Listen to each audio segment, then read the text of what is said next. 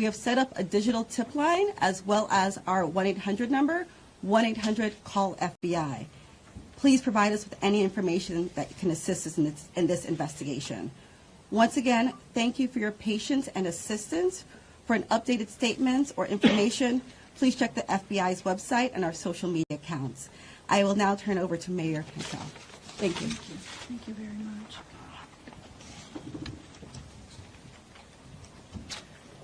Thank you, Agent Duncan, for your leadership and the full support of the FBI.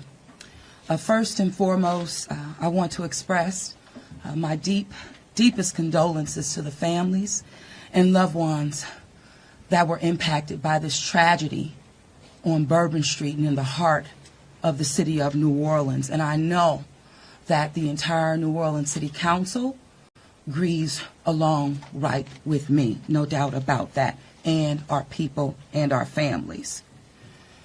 My priority will continue to be to ensure that victims that remain on Bourbon Street now will be serviced and removed as soon as possible. But as stated, the FBI is in charge of this investigation and are doing everything necessary to make this happen.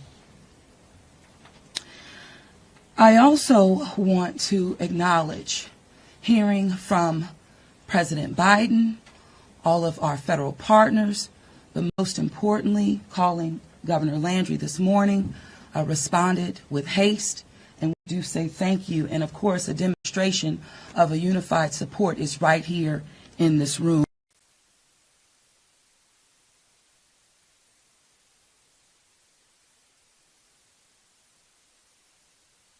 And coordinate safety procedures to keep our residents and our visitors safe. I've gone to the hospital along with Chief Kirkpatrick to visit our police officers, and considering their injuries, they're doing well. As I mentioned, this investigation is ongoing, and the FBI remains the lead in the investigation. It is an active crime scene as well. We are committed, no doubt, to uncovering all details surrounding this tragedy. And we're taking every necessary step to put even more safety procedures in place, especially given the nature of the investigation. I'm going to ask people to do not go around our secured area if there is no essential need to do so. It matters, and again, it is an active crime scene. I also want you all to know that the Greater New Orleans Foundation has set up a fund to assist victims, and that information will be provided to you. Thank you, Ganoff. Again, I want to thank this unified team. We're leaning in. We will be relentless, and we will do everything that it takes to render real justice. This team will. I want to also just thank our citizens for your heartfelt prayers. New Orleans is a world-class city, and I can say that I've heard from world leaders all this morning and up until now, in addition to my brother and sister mayors across this country. They're calling, they're responding, and they're standing with the city of New Orleans. And what they always say and want me to reiterate, they understand the resilience of this community. And we're strong in that regard, and I will say second to none. So with that, I'm going to turn it over to our governor, and as I mentioned, who has not wavered any in leaning in, providing the necessary support, and standing right here with me. And I say thank you, Governor. And I know the First Lady is standing with us as well. Thank you, Madam Mayor. Thank you. Again, I want to thank the mayor. Since about 3:45 this morning, when she called me, we have all been working just around the clock to both secure the city and to solve this act. You know, again, I want to reiterate that our prayers go out with all of those who have been affected by this tragedy. I want to thank our law enforcement officers. I want to thank our medical personnel. I want to thank our first responders. And most importantly, I want to thank the two New Orleans police officers who not only laid their life on the line, but were able to eliminate the threat this morning. Let me say, we have made public safety a state priority from day one. And I think that if you look around me today, right now, and you look at the people who are standing around, that is their commitment as well. We intend to be transparent in assessing any defects that may have existed in the system so that we can address it. It's the only way to ensure that any mistakes that were made are corrected. Specifically, we have been trying and working very diligently to address security concerns in preparation for the Super Bowl since October. And it's interesting because, ironically, in preparation for the Super Bowl, I had intended to issue an emergency declaration tomorrow so that we could bring all of our federal, state, and local agencies to bear in preparation for the Super Bowl and Mardi Gras. But because of the events today, I have amended that emergency declaration and issued it today. So again, that declaration will allow our federal, state, and local partners to bring all of the resources necessary to get this city safe. In light of that executive order, I have also ordered the mobilization of a military police company. I've asked General Freelou to mobilize a military police company to assist both New Orleans Police and LSP and the FBI. It is important for our citizens and guests of this state to know that we are doing everything we can to secure their safety in this city. We want to make it clear the Superdome and the surrounding area is safe. But I've always said that the safety of this entire city is something that is always paramount to me. With that, I would like to turn it over to Jeff with the Super Bowl. Jeff Dunley. Thank you very much.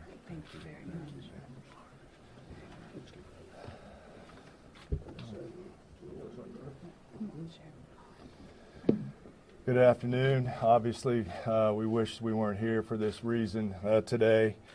The Sugar Bowl Committee has a 90-year history of being a good corporate citizen for the city of New Orleans, and that's why this tragedy hurts us as much as anybody right now. So our condolences, thoughts, and prayers go out to the victims and their families as we all work through this.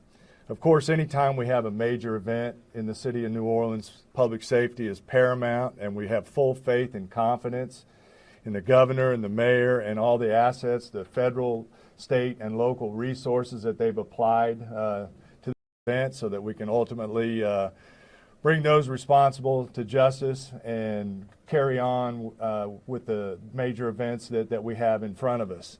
Speaking of which, we were scheduled this evening to have a CFP quarterfinal played in the Superdome at 7:45. We have been in consultation with ESPN, with the College Football Playoff, with the Southeastern Conference, with the University of Georgia, with Notre Dame. All parties and all agree that it's in the best interest of everybody and public safety that we postpone the game for 24 hours. Work is fast about to set up a safe and efficient and fun environment for tomorrow night. There'll be more details on that in the coming hours, but for now, that's the plan, that we're going to move forward and play the game. And again, we reiterate our thanks to everyone up here for the important work they're doing. We live in the fun and games world with what we do, but we certainly recognize the importance of this, and we're going to support it 100%. So thank you. Thank you. I'd like to bring up Senator Kennedy.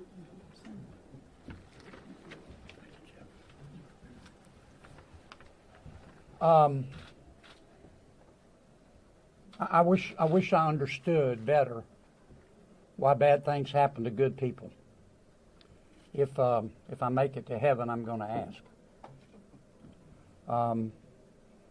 For those people who don't believe in objective evil, all you have to do is look at what happened in our city early this morning.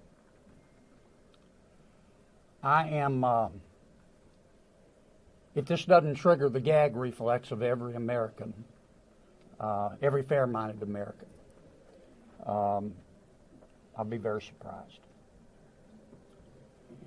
I'm here because these are my people. I'm here because these are my people's friends. I'm here because there are a lot of Louisianians that are scared tonight. I don't want them to be. There's a lot of information going around. Some of it is actually true. Some of it isn't. The federal government is now in charge of this investigation. By that I mean the White House, the FBI, the Department of Homeland Security, and the Department of Justice. I have not talked to the FBI. Maybe they've talked to my staff. I don't know. I did talk to the Secretary of Homeland Security a little while ago. And I told him that with all the respect I could muster, that we expect to put the full force and resources of the federal government behind this investigation. Our state troopers, our local police departments, our sheriffs, we've got many sheriffs here today, have been terrific so far. The federal government is cooperating with them. I hope that will continue. Here's what I want to ask from the federal government. Catch these people. Catch these people. And then tell the American people the truth. Now, I don't want you to tell us yet anything that's going to interfere with your investigation. And there are things that I've been told that I think are true that I'm not sharing with you today because it could interfere with their investigation. But after we get to the bottom of this, they need to tell the American people the truth, and the people of New Orleans the truth, and the people of America the truth. I think the mayor and the governor are very wise to postpone this ball game for 24 hours. There's just too much stuff we don't know, and it's just not worth it. But I guess my final point is, I will promise you this. I will, when it is appropriate and this investigation is complete, you will find out what happened and who was responsible. Or I will raise fresh hell. And I will chase those in the federal government who are responsible for telling us what happened, like they stole Christmas. Thank you, Senator. Thank you, Senator Kennedy. Congressman Carter, I think. Thank you, Governor. Thank you, Mayor. Thank you, Senator Kennedy. Thank you to all of our law enforcement agents for doing a yeoman's job, for stepping up at a time when we needed you most, for employing the resources of all of our partners. This is all hands on deck, from the White House all the way down. I've been in communication with the White House since early this morning, Secretary Mayorkas, leaders in all of our federal, local, and state agencies. The President has made it very clear that he intends to bring every resource to bear to not only tell the truth, but to provide the resources to bring these cowards to justice. I want to personally thank the men and women in uniform who put their lives on the line to protect our citizens and our visitors. To our mayor and our governor for acting expeditiously and bringing us all together. To our sheriffs from the surrounding areas who have been Johnny on the spot, recognizing that if it happens in New Orleans, it can happen anywhere. We don't have the luxury of being myopic. In this community, we work together. We don't point fingers. We don't blame. We go after the bad guys. Let it be clear that the full faith and credit of the United States and every agency therein is on the ground, working. And for those who may have played a role in this horrific act of cowardice, we will find you. We will bring you to justice. New Orleans is a place that heralds its ability to protect its citizens, that heralds its ability to manage major events. Super Bowls, Sugar Bowls, Mardi Gras, Jazz Fest, Essence Festival. You name it, no one does it better than law enforcement in New Orleans and in the surrounding area. Kudos to those 2 officers who have been wounded. Our hearts go out to those who lost loved ones. Our hearts go out to those who are wounded and on the mend in the hospital. Citizens, now is the time to stay calm, to be vigilant. This is not a time to come out to sightsee. Listen to your federal, local, state officials. Be vigilant. If you saw something, say something. If you know something, tell someone. There are tip lines, there's information available. Please, all hands on deck. Rest assured that the decision that was made to postpone the game was not done lightly. It was done with one single thing in mind: public safety. Making sure that the citizens and visitors of this great city, not only for this event, but for every event you come to in Louisiana, that you will be safe. And we will use every resource possible, as the governor has said, as the mayor has said, and every law enforcement agent here has said. Our energy, our commitment will be to make sure that you are safe now and for every event in the future. God bless you, and let's stay strong. Thank you. Attorney General.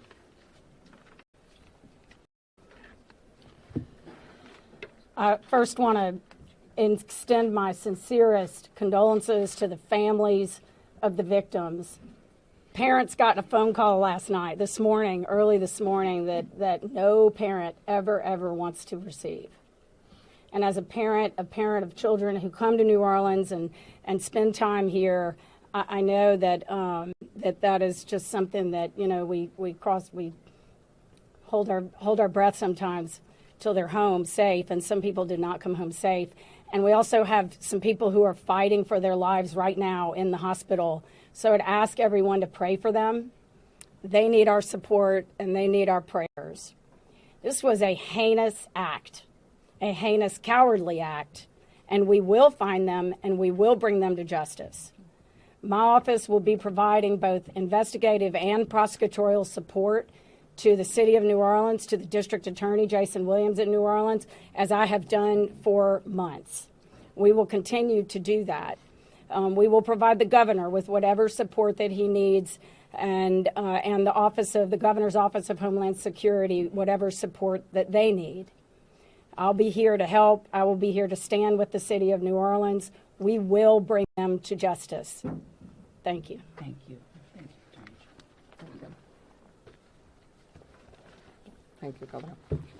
Thank you, Governor and Madam Mayor. For those who do not know me, my name is Ann Kirkpatrick. I'm the Chief of Police of New Orleans. My official title is Superintendent, but my role is as Chief of Police. You know, you've heard some of the details today, and over the last 24 hours, we had approximately 400 officers in the French Quarter. And as we know, this is not just an act of terrorism. This is evil. And when we face evil, we have a choice. We can run in fear, or we can indeed stand in strength. In a time of crisis, people are looking for leadership. You are looking at the leadership. And I promise you, as the Chief of Police of this city has been tried by fire before. But fire purifies. Fire makes things stronger. We have a plan. We know what to do. We are going to get these people. There is a path forward. Very pleased that we will be back to having a wonderful game tomorrow night.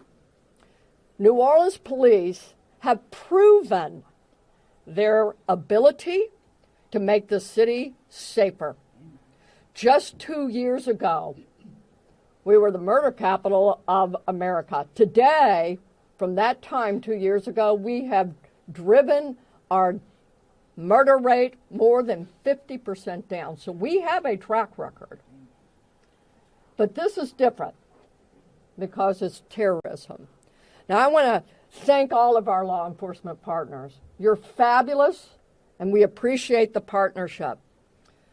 But last night, 3 of our officers engaged this terrorist who shot at them. 3 of the officers returned fire. Those officers did not run in fear. I liked what the mayor said this morning.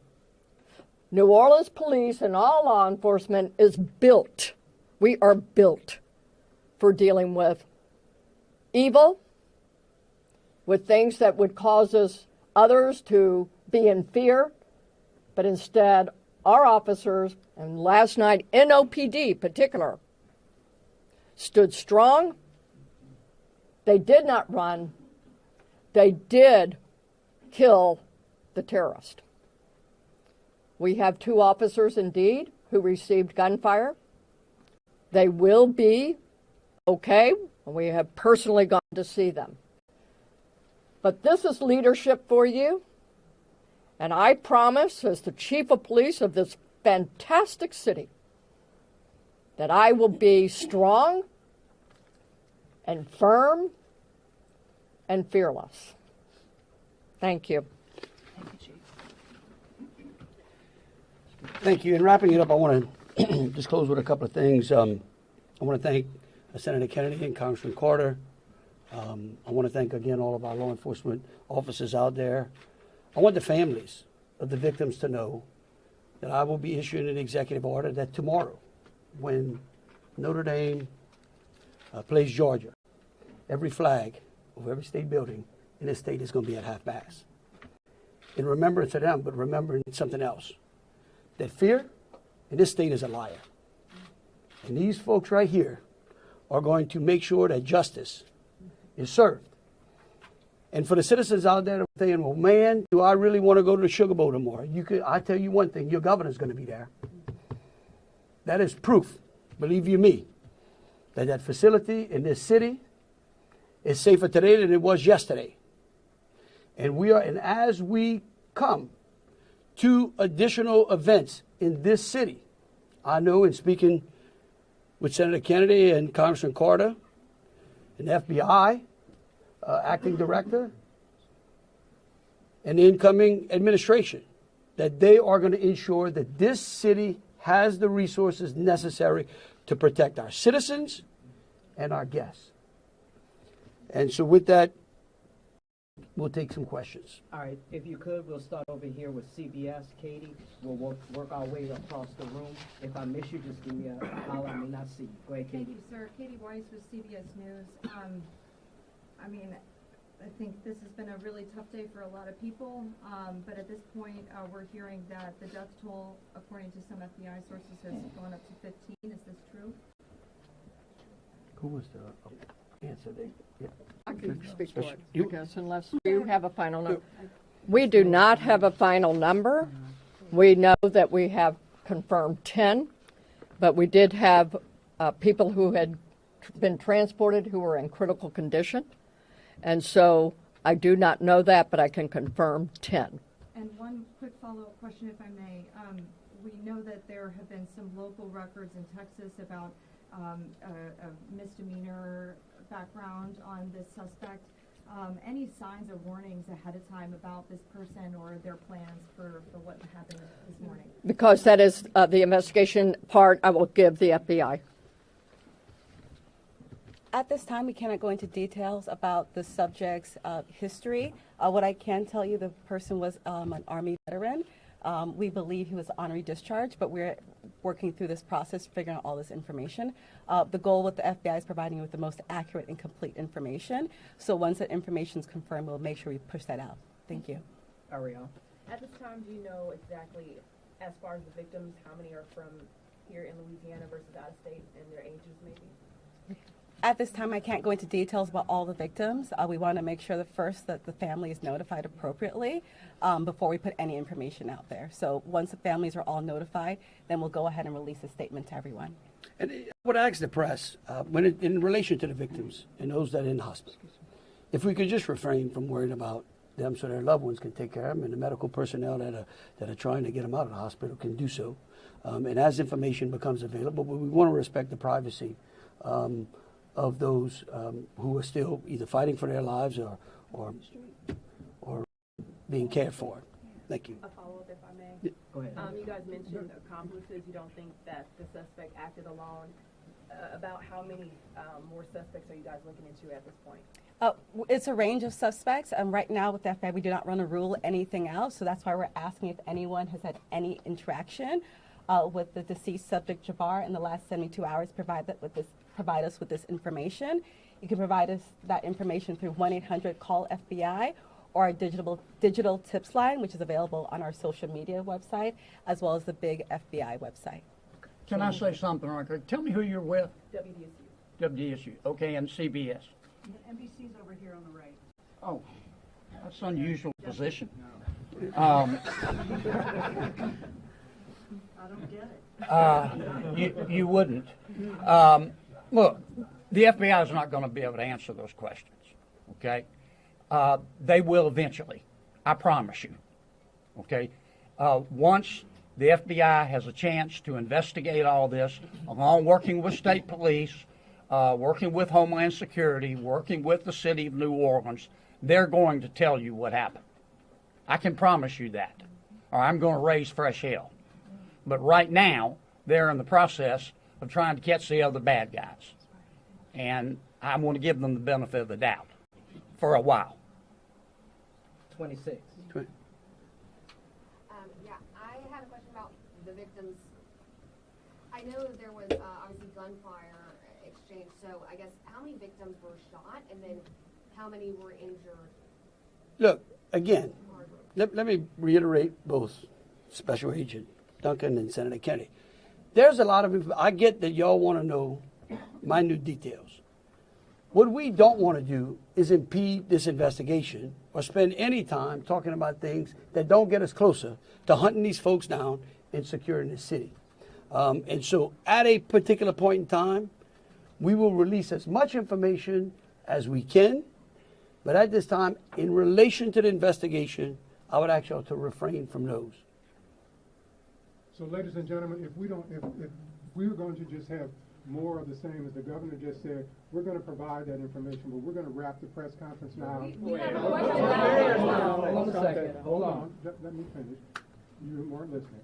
If all of the questions are more of the same, what the governor just said in position, we won't be doing that to provide that information. And if you have a quick different question, then let's do that quickly and move on. Okay. My question. You say there are multiple Ma'am. Hold on. Think who was next we had over here. Hi, Rachel Wolf from the Wall Street Journal. You said you were confident there are multiple suspects involved. What makes you confident in that? Well, like, why would we tell you that? Again, that's, I mean, look, again, we want to answer pertinent questions. But anything that would lead to impeding or endangering this investigation is not going to be said, okay? And we will, as information unfolds, this is a very fluid process. And remember something, too. We're doing two things. We're hunting some bad people down, and we're securing the city, too. We're getting ready for a Sugar Bowl tomorrow. So if y'all would, again, if you have questions regarding Sugar Bowl, the safety of the city, or something to that effect, we're happy to answer. Over here. Okay, go ahead. Go ahead, Alyssa. Usually in parts of the French Quarter, specifically in parts of Bourbon Street, there are bollards. We're hearing that some of those may have been down because of repairs. Can you speak to that, and maybe was there any backup option of putting a truck there or an NOPD car there? Well, let me tell you, yeah, I'm going to let the mayor answer. I want you to know that's one of the first things I thought of this morning when the mayor called me, okay? And I will tell you that whatever the problem was is going to be solved. Thank you, Governor. Thank you, Governor, and thank you for the question. I do understand that it's been on your radar since this morning. As it relates to the bollards on Bourbon Street, over 10 years ago, over 10 years ago, the city of New Orleans implemented an infrastructure project placing bollards on Bourbon Street. Shortly thereafter, the malfunctions of those bollards ensued from Mardi Gras beads on down. But the New Orleans Police Department, of course, deemed them inefficient because they did not operate the way that they were intended to do. Because the city of New Orleans is hosting Super Bowl this year, it gave the city of New Orleans an opportunity to go further and deeper with infrastructure improvements, as we've been talking about. So as a result of that, we were able to build in bollard replacement into our Super Bowl infrastructure package. And because of that, the city of New Orleans has moved forward with that infrastructure that is nearing completion. Bollards were not up because they are near completion, with the expectation of being completed, of course, by Super Bowl, way before Super Bowl. But that is the reason. Now, the New Orleans Police Department and Chief, you can speak to the deployment to respond to our needs and existing conditions. All right, so we have been aware of the bollard situation for a long time, and we did indeed harden those target areas where the bollards are. We had patrol cars out there as a hard target, as well as with barriers. Now, I want to share with y'all, if you did not know, that this particular terrorist drove around onto the sidewalk and got around the hard target, where he did have a car there, we had barriers there, we had officers there, and they still got around. Now, the wedges that you see out there as well, we knew that that had malfunction problems. And I want you to understand, let's say we put the wedge up and it got stuck. There is no way that ambulance could get in or out, people couldn't get in and out, so we knew that these were malfunction. So we did indeed have a plan, but the terrorist defeated it. Let me just say this. We recognize we got a problem right here, right? We're going to fix it. It is going to be a top priority as we go into the Super Bowl in Mardi Gras. And the solution that we're going to come up with is going to be a permanent one. It's going to be placed into the standard operating procedure of having major events and securing that quarter. A follow-up, if I may. Obviously, Super Bowl postponed till tomorrow, but I'm sure after that game, a lot of people are going to want to celebrate. Are there plans to keep Bourbon Street closed? What does that look like? So right now, Bourbon Street is an active crime scene, and the FBI is in charge of it. When they clear it, and it does not become an active crime scene anymore, we're going to open it up. Potentially. Olivia Vidal with Fox 8. Can we ask about this military police presence that you want to call it? Is this a private security like Blackwater? Also, would that be a first that a private security firm is mobilized to supplement local and state law enforcement? No. We're not. This is our National Guard. Yeah. These are our citizens that we bring in. It's a military police company that we recognize we need some more resources. We need some more boots on the ground because, again, what we're doing now is twofold. We've got an active investigation and we've got to enhance security. Before this event, we were just enhancing and working on security. So we brought some additional resources. Jesse Kirsch with NBC News. Thank you for holding this press review. I just want to clarify something first. You were just talking about bollards that are being repaired, talking about a lift gate that are replaced and then a lift gate that's not been working. Was there a vehicle in place of that lift gate last night? Were there things in place of those bollards which are being repaired? Sure, the chief spoke to the plan in place, and that is yes. That was indeed. So anything that is currently in the midst of being repaired had a backup replacement? It had vehicles and officers were there where all of those ballasts have been. we had that. We knew. So we did have it. And like I said, in this particular case, terrorists just went all the way around up onto the sidewalk. And for the liftgate, what about for the liftgate? Was there a vehicle like backing in and out to block that liftgate area, or was that just down and open? That's what we've heard from witnesses. Chief, Captain. The reason I'm calling the captain, he's the captain over that district, and that is a question I'm going to let him address for you. Good evening, everybody. I'm Captain LaJean Roberts of the 8th District. Yes, we did have a vehicle strategically placed right in front of the wedge, preventing access onto the roadway. And in terms of the framework of security that was already in place on Bourbon Street, I know this is an ongoing project of improvement, but with how that was all aligned, was someone getting up on a sidewalk considered impossible or nearly impossible, or was this not something you expected you would have to account for? Yes, of course, it wasn't something we expected to account for. The bollards they're actually wedges. They're strategically placed 5 locations throughout the French Quarter on the roadway. This particular terrorist drove onto the sidewalk behind the police car to gain access to the 100 block of Bourbon Street. So if you're worried about someone ever driving down Bourbon Street, why weren't you worried about someone driving up the sidewalk in the same way, or at least bracing for it the same way? Okay. Yes. All right, look. We could go on what ifs forever. This is evil. And that guy could have easily gone down the sidewalk of Canal Street, where there were a ton of pedestrians on there as well. And there are That's right. on some No, right. sidewalks, so that's, I'm Right. just asking Hold why. on a But- second. We're gonna But move on.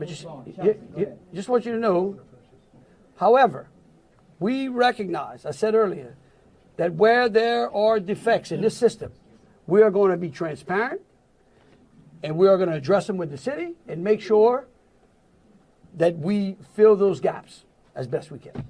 Yeah. Chelsea Brazen with Axios. I have a question just about sort of ongoing public safety today. Special Agent mentioned 2 possible IEDs.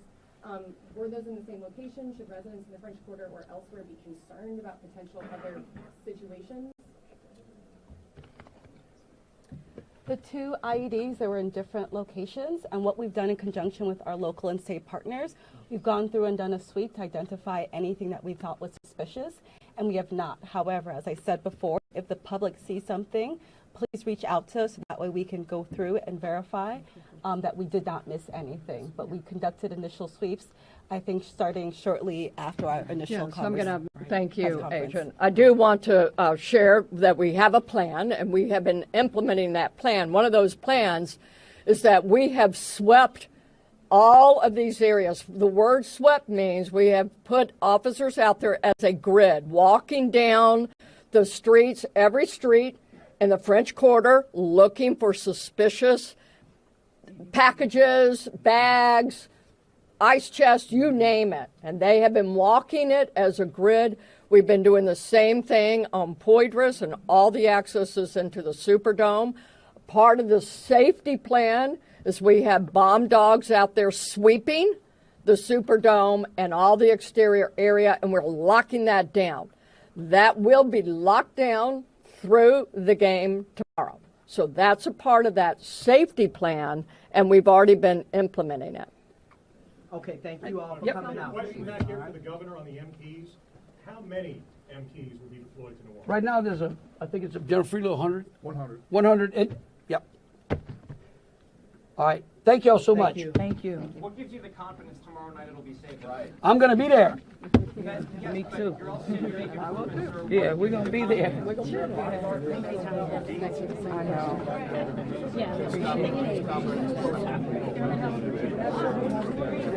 Mayor, I think some of mine were Let me get that straight. There you go. Is that you?